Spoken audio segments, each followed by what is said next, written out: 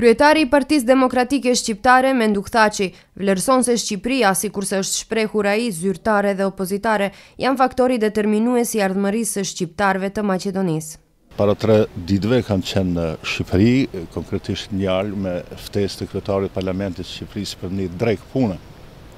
Ja ka zgjatur varësisht 3 orë, po për dikën është e habitshme si mund të udhtoj 7 orë vetëm për një drejt 3 orëshe, jo vetëm për Ilirin, që është me iko ime i ngushtë, po për cildo që tjetë zyrtar i lartë i Shqipërisë, qoftë kryeministri, presidenti, apo zyrtar tjerë, unë bëj 70 orë, jo 7 orë.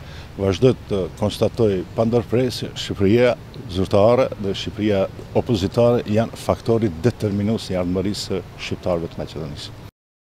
Lideri i opozitës shqiptare në Maqedoni, nisur nga qëndrimi këto ditë në Shqipëri, ka përgënjeshtruar zërat se ka qenë edhe në mision pajtimi mes kryeministrit dhe kryeparlamentarit shqiptar pas spekulimeve për ftohjen e raporteve mes Partisë Socialiste dhe Lëvizjes Socialiste për Integrim. Ja, i kam të dy miq. Boll kam hallet e mia dhe hallet e njerëzve që i përfaqësoj nuk hynë nga tresa. Po për të fort fjalë të mira flas. Edhe të Iliri për Ramën, edhe të Rama për Ilirin, edhe të Ramushi për Hashimin, edhe për Hashimi jemi një gjeneratë politikanëve të cilat njihemi.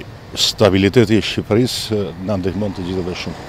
Këto komente kreu i PD-s i dha pas homazheve që bëri tek vari i liderit historik të Partisë Demokratike Shqiptare Arben Xhaferi në 3-vjetorin e shuarjes së tij.